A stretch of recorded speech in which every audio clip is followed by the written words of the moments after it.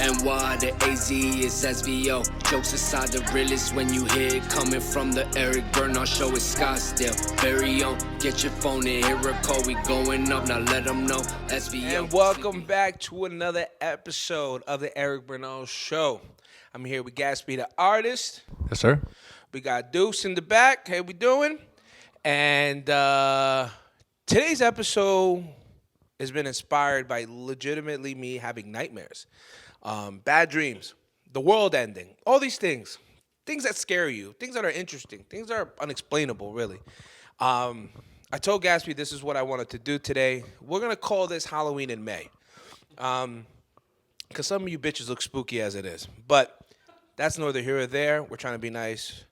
And this podcast has been brought to you by the wonderful people at Becky. Look, don't be a Karen, be a Becky. Or be a Becky, don't be a Karen. Look, I once heard a kid who stopped drinking Becky, like out of nowhere. I don't know if you heard the story in the news. It's a whole fucking thing. Yeah, there was this kid. He was in Tempe. He was going to be a doctor. I don't even know if they do that there, but for the story purposes, they do. Yeah, so he's going to be a doctor of, I don't know, strippers or something. The kid stopped drinking Becky. No way. Killed his whole family. I Killed it. his entire family. So that's what happens when you don't drink Becky. Becky, let me tell you something about Becky, some facts. 100 calories. You're over there. Here's the thing. When you guys go buy Ciroc or all these heavy alcohol, high sugar, you're eating, honestly, a number 2 at McDonald's with fries and a shake. It is not good. You need to lower consumption. Here at the Eric Bernal show, we are trying to lower our calorie consumption because, you know, the kid's getting fat. So here at Becky, here with Becky, and as you can see, this one is a tropical cherry, and it's amazing. Yeah, I'm drinking mango. You drinking mango? How's the mango? Really good. Very, very good. Where's mango from? Like, originally? I don't know. Anyways, let me tell you something more about Becky. Becky, let's read off some facts here. Okay, total carbs, 6 grams. Total sugars, 1 gram. What I like about the total sugars being 1 gram, because a lot of other places are like, oh, we have 0 sugar. It tastes like shit, garbage, awful, disgusting, just bad. You can even hear people outside right now. They're not drinking Becky. But what the thing with Becky is, keeps the party going. It looks nice. Look, if you want to drink all this heavy, nasty shit, you're going to attract only more dudes. You want to attract, this right here, look. 27 women have just texted me right now because of Becky, because I'm drinking it right now. Helps you do everything. It could actually help you to fly at some point. I believe it. Look, we don't have all the proof out there, but we do know that Becky does taste good. Comes in many flavors: tropical cherry, pink lemonade, mango, wild cherry, and the list goes on and on and on. Now, and if any of you out there are drinking Becky, what I want you to do is tag Becky, tag Eric Bernal, tag Gatsby the artist if you'd like. Please do. And then let us know what is your favorite flavor, because I know the guys. They're good guys. They're good-looking guys, sexy guys. I kissed one time. And we want to know what's your favorite flavor so we can get down to what is the best. And if they need to offer 20 more flavors, and you know what? Who knows? We'll go ahead and let them know. But for now, man, right now I'm sipping on that tropical cherry, and it's freaking amazing. Toast to Becky. Don't be a Karen, be a Becky, people. And also, what I haven't asked you guys yet, to please like, subscribe, comment, talk shit to me. Tell me I'm stupid, and let people talk to you back. Talk. It's a whole community out there. Let them know what you like, what you don't like, and how we can make this podcast better. All right? So, this started because I started getting, what's that thing when you get stuck? Sleep paralysis? Yeah, sleep paralysis. Right. Dude, let me tell you about the sleep paralysis I've been getting. It's probably because of other things I've been doing in my life. But nonetheless, it's whatever. Look, the sleep paralysis I've been getting, really it stems back to about 6 months ago. This is going to sound crazy, but I texted one of my boys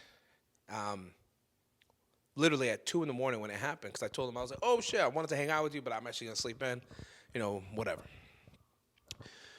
Dude, I put on something on TV, and I kind of just passed out, but my eyes are open. And I was staring into my closet, walk-in closet, flex. And I looked at it, and this is going to sound crazy to you, but like a woman appeared with burn marks on her face. 100. I swear to God. She came closer, and I couldn't move. Yeah. I couldn't move at all. Paralysis, right? And I go, oh, this is all bullshit. This is all in my mind. You know, you start trying to talk to yourself about it.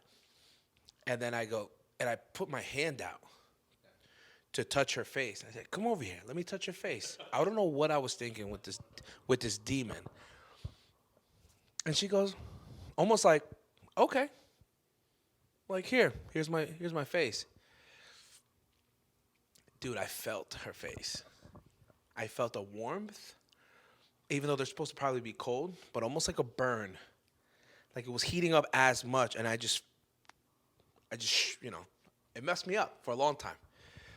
Ever since then, I've been really into, like, I've always been into paranormal activity, the unexplainable, things like that.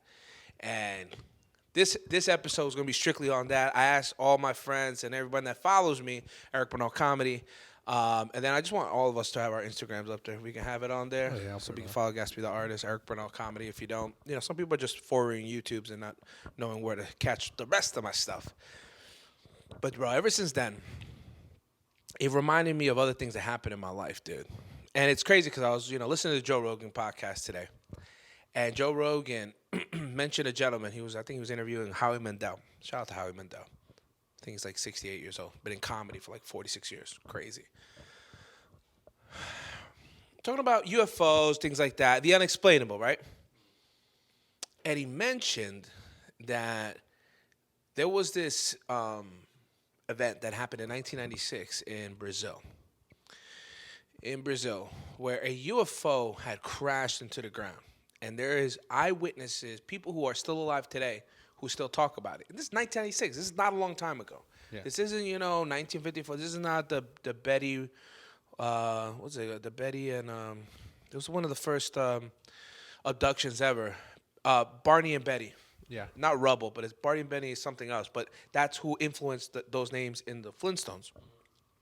And they were abducted, and very wild because what they did with them is that they did some type of therapy to them separately, and they both repeated the same story.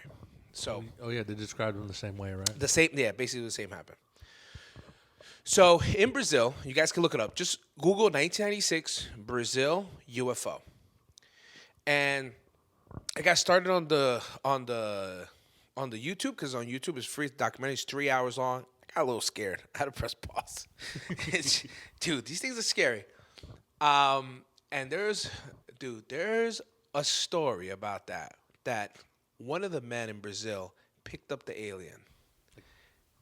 Picked him up and started running with him to get him to safety, or like he was hurt or whatever. They said that the contact between the alien and the gentleman is what killed him. It's just like, think of it as like, I don't know, extreme smallpox. Shout out to natives. So I always wanted to know this, and I never really asked you. I asked you a lot of Native American questions because Gatsby the Artist is Native American. Correct. What do the natives say about UFOs? I don't hear too much about the UFOs. Not at least in my tribe. I think that's more Navajos. Oh. I think they talked about it more, and I don't know. They always talk about how there's like in some Native American tribes believe in like a fiery bird, and they think that might have been their interpretation of it. Yeah, like a phoenix. If you can Google this, just Google Ezekiel, the book of Ezekiel, UFO in the Bible. I thought it was very interesting. While you go look that up, I'll explain a little bit more about this other thing. I want to tell you guys a story of what happened to me and my cousin when we were about maybe 10, maybe 12 years old. And when you pull that up, I'll finish the story, then we could talk about that thing. I'm almost getting a little emotional talking about it because I remember how much it scared us at the time. It scared my cousin a little bit more because he had this phobia with extraterrestrials as it was, And he knows who he is, and, we're not going to mention names here. We're walking to his house. Dude, crazy. We see a UFO. It was red, actually. Like a fiery bird, which is why, it initiated this thought. It went kind of close, and then went far, and then it hid behind the moon in broad daylight. We looked at it. We we didn't even know what to make of it, but we ran to the house as if that was gonna like save us or anything like that. We ran to the house. I think we ate a roast con pollo, and then we forgot about it. Right? Till this day, if I bring it up to him, if I go, "Hey man, didn't that happen when we were kids?" And he'd be like, "For the last time, yes it did. Please don't bring it up to me ever again." It was like that. It was straight up like that. What I found out, because I live in Sleepy Hollow, New York, in that Hudson Valley area where the Hudson River is, there are well documented UFOs. Almost some of the most documented UFOs. You would think Arizona, you would think Roswell, New Mexico, you would think a lot of these places. But there is nonstop accounts of UFOs that have just appear and disappear real fast. And you've seen now they're talking about, how they are in water and how they disappear into the water, or how they just disappear, almost as if they just kind of teleport, within the whole thing. There's a new video that came out. All right, I know you're gonna get to the Book of Ezekiel. Yeah, but I'm looking into. There's not like a big. Tell it's like the spaceship. He talks about like seeing almost like a spaceship in the Bible. Yeah, it says a wheel within a wheel, which kind of is like a description of like a flying saucer. And Brazil thing you were talking about, this is what it's called. I know it's not vagina, but it's virgin, ha. Yeah, I mean the birth of everything, right? Yeah, it's Brazilian. It's like a what's that drink that the Brazilian drink? Yeah, the caprina. Yeah, exactly. It's pronounced the same way. Gats, there's this new footage of a UFO. Actually, you can look it up. Just look at YouTube. New footage of UFO. I think it was a model. Like a model was on an airplane, and they were just like on a propeller airplane. I think in Colombia. Dude, this just came out a few days ago. I saw this. If you're watching this now, it probably came out a couple weeks ago. Dude, they say it's probably the best footage of a UFO ever. And we'll have Gatsby put it up here so you guys can see it. Very cool. And they have like a freeze frame of it and everything. It looks like a flying saucer. Yeah. So they've seen it right now. I put it up. Boom. You guys seen it. Nuts, right? What are the reasons of these things, right? A lot of people speculate a lot of things. Look, we're going to say we're going to talk about the unknown. We're going to talk about conspiracies. We're going to talk about, and some fun stuff that maybe we found out that were something else. The things... Look, let me tell you something about my family. My family loves telling scary stories about the things that happened to them when they were kids, when they were in Ecuador. That's where my family's from. The thing about those places, I've visited Ecuador, a couple of times. They say that these, it's going to sound weird now, right? Say that these magical things that happen on Earth are the places that are the most untouched by modern civilization. That's where it could still live and be. I mean, there's stories of dinosaurs in the Congo still, to this day. There's these ape figures that are like kind of huge and that live in the Congo as well, and that they're basically like tiger killers or whatever. I forget what they kill, but they kill like anything. When I went to Ecuador, I heard a lot of stories, heard a lot of things. I was very like, okay, this sounds good. These people are on drugs. Whatever, I was 17 at the time when I went this first time. But, dude, I don't know. And, the native people there have no problem saying that there's things in the sky. In Ecuador, in Peru, in those places. They have no problem saying it. Now, someone had told me a conspiracy theory that should be coming up, called the fake alien invasion. Have you heard of this? Ooh, it's good. So the fake alien invasion. Apparently, the fake alien invasion, what will happen is that you'll see things in the sky, but it's all holograms. And that's how the world will have to succeed to one leader, and it'll all be bullshit. So imagine the sky right now. If we just saw like Star Wars types shit in the sky coming, blowing shit up in the air, but no debris falling on the floor, no way of really tracking it, whatever. And that's the way it would be. Dude, that one's a fun one. Another fun conspiracy theory, which I thought was really good, which I think I sent you, was the conspiracy of a book that was written in, I think, 1869 called The Last President. Okay. The Last President is about a book of the last president. Both two characters on there was Barron and Don. I don't know if you know this, but Donald Trump's son, his name is Barron. And it speaks of time travel. And then it goes a little deeper on the conspiracy theory side. That the great-grandfather of Donald Trump was part of the FBI team that seized all of Nikola Tesla's inventions, blueprints, and what would be a time travel machine. Yeah, I remember this. All right. And then here we are, and here they are. There's more to it, guys. Look it up. Shit's nuts. It's crazy. Like I said, the reason I'm talking about this on today's episode, because I was kind of scared shitless this last couple of nights. I don't know. It's a lot of things, dude. A lot of fucking things. And it's good. You know what's so crazy is that people used to make fun of a lot of people who thought aliens were real, right? Yeah.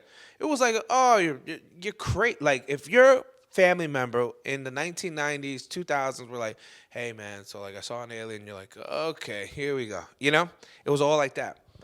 And now the government has issued, I mean, pretty much a blatant statement that, yeah, they're real. And no one cared. It's weird. I think like pick and choose of things that happen and don't happen. What is like, I want to ask you, what is the craziest thing you've heard about your native tribe and what they believe, and you go, holy shit, that's wild. It's always the skinwalker thing. Ooh. That's always what it is, yeah. Skinwalkers. Explain what the skinwalker is, Gatsby. They're like spirits that like take over animals. They're like half animal, or they'll be like upright walking animals, and then they have kind of rules similar to like vampire. Like you have to be invited in, but they're just not good news. Yeah. So Skinwalker Ranch. Yeah. If you haven't seen that one, take a gander. So basically in Skinwalker Ranch, what they have, I mean, these are testimonies of people who have stayed there, that they go in there and they find animals like almost like laser cut like so strategically, like you're not gonna be able to do, like an animal's not gonna be able to just cut it out. Imagine cutting a bone perfectly. Think of like the Predator. If you've ever watched the Predator, when he has that laser beam, right, or a lightsaber or something like that. And then accounts of people that were staying at that ranch, looking at the sky, and there was a portal to another world. And this is something that the natives believe, that it's real. Yeah. Ooh. Yeah, they're shapeshifters essentially. Yeah. Shapeshifters, and I bet you they don't attend the casino. I hope they do. Unless they get invited. Dude, when I think about all this stuff, it like gives me like the tinfoil hat type of vibe. But here's the thing. More people believe in conspiracy theories than you think. And also, calling it conspiracy theories, I want to say the birthplace of conspiracy theory was the JFK assassination, which they say there's new footage out there of it, which is wild if you want to check it out. It's just like, it's a lot of things. The grassy knoll. Dude, we were in Dallas. Shout out to Dallas. Let's talk about comedy for a second. Yeah. Yo, we're over here talking about people getting murdered and the end of the world and stuff. Becky. Yeah, pass you, Becky. Hey, we're gonna give you pink lemonade because you deserve it, dude. Thank you, sir. There you go, pink lemonade. Let us know how you feel about that when you drink it. Again, this podcast has been brought to you by Becky. Be a Becky. Don't be a fucking Karen, you piece of shit. He almost spit out his Becky. Almost gave you bad luck for 20 years. All right. What were we just talking about? Oh, Dallas. So let's talk a little bit about comedy, and then we'll talk about the assassination of one of our presidents. Dallas was awesome. Got to perform with the great Ralph Barbosa, Neil Nanda. Sold out crowd, mostly because of Ralph Barbosa. I went out there. I went up front after Ralph Barbosa, called myself Fat Barbosa, and it literally leveled the room, and then I had them. This group... in Dallas almost looked like they didn't want to see anyone else after Ralph, which is hard. In comedy, following someone who is that good, so popping right now, and he has a bit about a gun with no bullets. I'm not even going to repeat. It is so fucking. That was so It is good. so good. This bit, just go see him. If you're in any city out there and he's coming to your city, get him because they're going to sell out. Dude, this bit about a gun with no bullets, it's well crafted, well said, and it made me want to step my game up, right? And you could tell he was just working out new shit and Such a good storyteller, though. great storyteller. You're kind of captivated when he's talking, right? And you kind of want to I met his girl. I met him. We took a pic. Check out my Instagram. Like it. Comment. And sweet guy, man. Super sweet. Like he was like a barber. He even said, he goes, dude, I'll be cool with just barbering, just doing some spots every now and then, doing comedy, and just chill. I'm like, you fucking liar. Yeah, the fuck? You're making so much money right now. But no, dude, great show.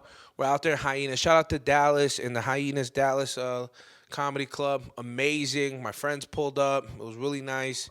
And then we went to Fort Worth, Texas, Yep, at the Hyenas there. Great show. Neil Nanda is of Indian descent, and his people came through. There was a guy from Pakistan, and he had a whole joke about how he's not supposed to like him. It was a really good one. That was really I good. like that one. That was a good joke. Yeah. And That then was a great crowd. and then afterwards, we went to Bottle Blonde Fort Worth, and we got lit. I mean, we got so drunk. I mean, we could talk about all the times we got drunk when we were out there. It was all fun. We ended up going to a place called the Green Elephant. Yep. There you go. Green Elephant. Dude, it was like, I was like in white Wakanda. White people were just banging on drums and people were dancing. There was a drum circle, yeah. And it was a drum circle. I mean, I haven't been part of that ever, actually. So it was really cool. I was right at home. Oh, yeah. It was, I mean, another thing, no one was drinking Budweiser. That's for damn sure. No one's drinking Budweiser. I mean, Budweiser, I know, look, we'll go back to the scary shit in a second, but Budweiser, what they did is what? They made some trans person come on board or come They or what? sent them like a custom made like Bud Light can, and with their face on it. Okay, why? Here's the thing. I'm not saying that anything bad about trans, other than you're probably gonna go to hell. No, just kidding. I don't believe in religion, but I just lost all my trans fans. Trans fans, I like that. Trans fans. No. Here's the thing. You know what I liked about Michael Jordan a little bit, even though I might get a lot of shit about this. I like that. He never picked a part. He never endorsed anyone because he goes, Republicans buy sneakers too. Yeah. It's a great line. It was a I bar. like that line. Because guess what? At the end of the day, it's a fucking business, and he has to fucking pay for that one of the largest divorces that ever happened in history. And then I think, who beat that? Oh, Jeff Bezos. What a life to live. You divorce someone, and then you become one of the richest people in the world. Fire. It's incredible. And then she left I think she was with like a history teacher. Anyways, we're getting off base. Yeah, bring it on. So, what I want to say about Dallas, Texas, Fort Worth, Texas, you guys are great. Bottle Blonde out there. Thank you guys. You guys held me down big. Big shout out to EEG. And big shout out to the Green Elephant, where let me word this correctly. A nice woman was trying to be nice to me. And then that was it. I think Neil started his next set off with, I almost fucked a fat woman. Yes. Look, I can't speak for Neil. All I know is everything's bigger in Texas, including the women.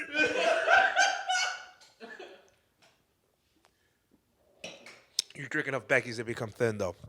So, what I liked about Dallas, Texas, we're done with the show, dude, and they kept the bar open. Yeah. And Love a bar. like we stayed there for another 2 hours, just drinking with fans and talking to them and asking them what were their favorite parts of the show. And I mean, Shout out to Ralph Barboza. Shout out to Neil Nanda. And shout out to the staff there. That was amazing. Um, and the fan, dude, the audience in Dallas was for real. Wednesday night, sold out crowd. Amazing. Dude, the fattest audience I ever seen in my life, but such a good audience. Definitely, like, they're Oh, going to they were die so soon. good. But no, but they were there for the show. Dallas, you're fat. Maybe I was like, damn, Arizona people are skinny, and I was just like, maybe I should be in Dallas, but no, it was good. It was crowd. fun. It was amazing. It was exuberant. Check if I used that word right. Probably didn't. No, but it was good, man, Doesn't matter. and I enjoyed myself there. But Dallas is where JFK was shot, and people, you can go to the spot where he was shot. People take pictures there. What? Dude, I used to live right next. I used to work at 66th Street and Broadway in Manhattan, New York, at a place called Raymore and Flanagan. I used to work at a furniture store. And down the street, there was people taking pictures of the spot. And I was like, what the fuck are they taking a picture of? And it was where John Lennon was killed. He lived in the Dakota. Oh, okay, that makes sense. In Dakota, people were just like, look, this is where he died. It's like a crazy thing that, like, what things become landmarks. But I'm pretty sure, like, but then again, I guess if you're a fan of John Lennon or the Beatles or just death, you know, you kind of want to know these things. 'Cause when I went to Vegas, I wanted to know where Tupac was shot. Oh, that's true. You know, I still haven't seen, I think it's on Flamingo something, but always wanted to know, always wanted to see, like, I don't know, kind of like, oh shit, because you see these things all the time, which this is another conspiracy. Tupac is not dead. Yeah, I've heard that. Tupac's not dead. He's in Cuba, but I don't know. It's a wild thing about Tupac Shakur, and I just remember. I remember hearing someone saying how, you know how a lot of his stuff was fueled by anger, that his father wasn't there for him and all that other stuff? Yeah. Got to find out that Miss Shakur herself hid all that information from him and lied to him. And that when he was shot 5 times in New York City, the first time, that his father showed up to the hospital Wow. and cleared the air.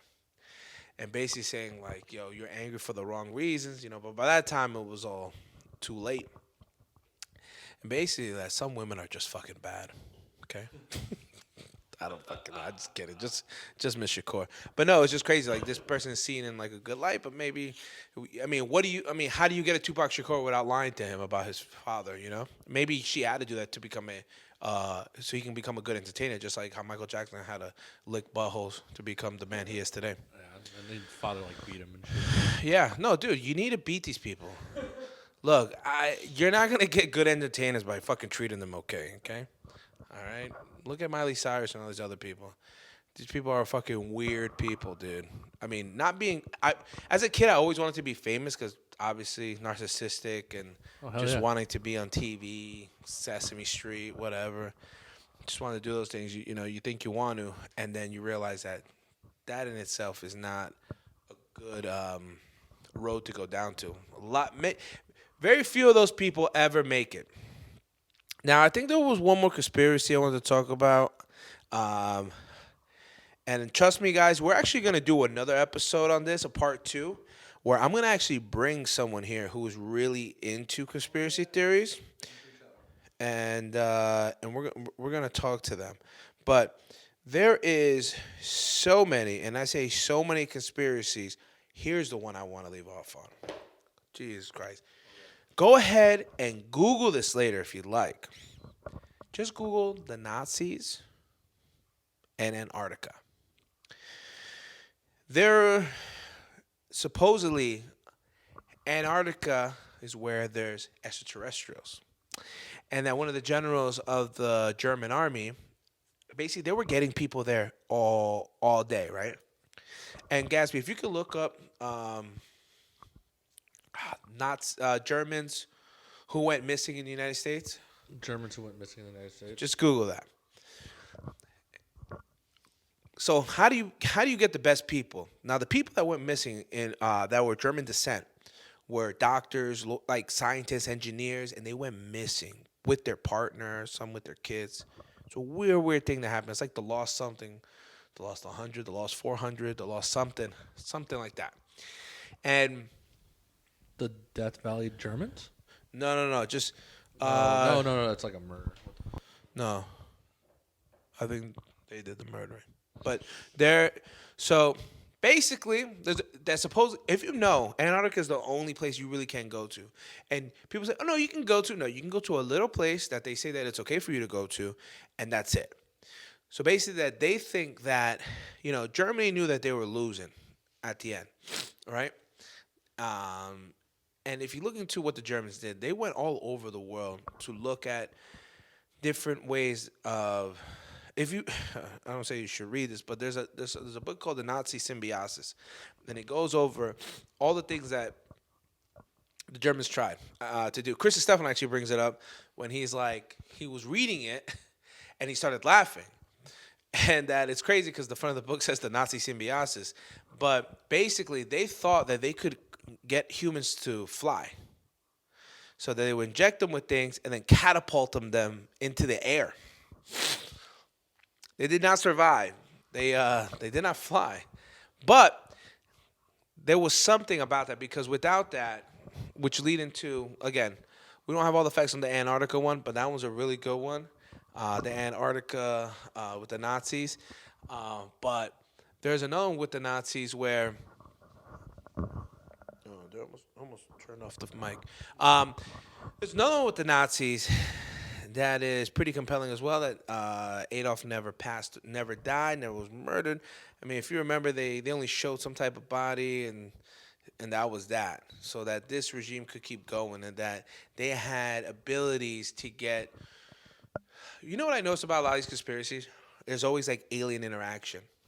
A lot of them, yeah. A lot of alien interaction. If you look up the one in Iraq, the real people think of the real reason we went to Iraq is that Saddam Hussein was very close to having communications on a Stargate. Just put Iraq and Stargate on your phone. And that's the true reason we went. It wasn't for weapons of mass destruction, right? We never found any. We found dirt and fucking people. But there's this building or something where he also just right. Did you see it? Yeah. What's it's it like say? internet. What's it say? To prevent Saddam Hussein from using a Stargate. Yeah, basically bringing aliens into so they can help him like defeat the world. And having these people, which aliens in itself is another awesome conspiracy because basically what they say is what were we before, right? We were shorter, hairier, with smaller heads, right? And if this were to, and then now we're taller, right? Less hairier with bigger heads. And that if it were to keep continuing, that we would possibly look just like aliens, right? Taller, bigger heads, and then just no body hair. And what did you get anything on that? The Nazis in Nazis, or not the Iraq. I didn't find anything about the Nazis in the U.S. I couldn't find anything. Nazis in Antarctica. No. Yeah. Antarctica. But there's a lost not lost but missing people from the United States that all of a sudden just went missing. Either died. They're considered just gone, which is pretty interesting. There's tons. Which basically what I want you to know with this episode is that I hope all this shit scares the fuck out of you, like it scared the fuck out of me these last few days. I keep looking up these things that came up, like also like the children of Fatima. We'll end it on this, Yeah. because this is the shit that fucked me up, and we'll find a picture and we'll post it. The children of Fatima. Story goes that these three kids were in Portugal. Okay. See if I can find the actual story here. It's honestly, if anything, what makes this story even more compelling is that there's a picture that supports it. Basically, the miracle of Fatima, also known as the miracle of the sun, happened between May and October of 1917. Three shepherd children, Lucia Santos and her cousins, Jacinta and Francisco Marto, reported visions of a luminous lady, believed to be the Virgin Mary. She appeared to the children in the Cova de Iria fields outside the hamlet of Aljustrel near Fatima, Portugal. She appeared to him on the 13th day of each month at approximately noon. for 6 straight months. The only exception was the month of August, when the children were arrested by the local administrator. So basically, what happened too, I'm trying to see if I can get the right. Okay. These kids kept seeing this vision over and over again and kept telling people back home that they kept seeing it. The interesting part of this whole story, and I will find the photo and I will send it to you. This is the 1900s, you know. People already filming. 1917, people already taking pictures and doing things like that. What makes this story more interesting is that the vision tells them to go get the city on a certain day, to come out to the field, and that she will show herself to them. And it is one of the largest accounts, basically supernatural or godly, spiritual, whatever you want to call it, documented ever. In the picture, you'll see, I would say roughly a couple thousand people staring and all witnessing this vision. It's a wild picture. If you guys, want to look it up, maybe we'll have the picture up by then. But it is literally the most like wild thing, because I spoke to people who are from Portugal, and this is just like, yeah, that happened. As if, the day turns into night and the night turns into day. Very normal, whatever. This one? Yes. Holy shit. So someone took a picture. Someone was fucking smart enough to bring a camera, And this is the account that's recorded. In history, this is not, it maybe happened. This is what they said. The kids were so compelling with their story, the whole city came out like it was Coachella. That's what it looks like. And all of them, everyone there, doctors, farmers, workers, mothers, whatever they are, all say that they saw this figure of a woman. 40,000 people. 40,000 people. I said a couple thousand. 40,000 people documented. You know what's so crazy is that no one ever talks about it. This is never even brought up ever again. No one's looked into it, or people have shut it down. And what I'm saying is, when you go to sleep tonight, just know when you sleep, there's probably a demon woman looking right over you, wondering what nasty shit you're going to get into the next day. This has been the Eric Bernal Show. Bye. NY, the AZ is SVO. Jokes aside, the realest when you hear it coming from the Eric Bernal Show. It's Scottsdale, very own. Get your phone and hear a call. We going up, now let them know. SVO, Sleepy Hollows, very own. Only the kings now, watch the throne. Up in the come up and set in stone. Say that she love you, say leave me alone. Keep it a stack, now they ask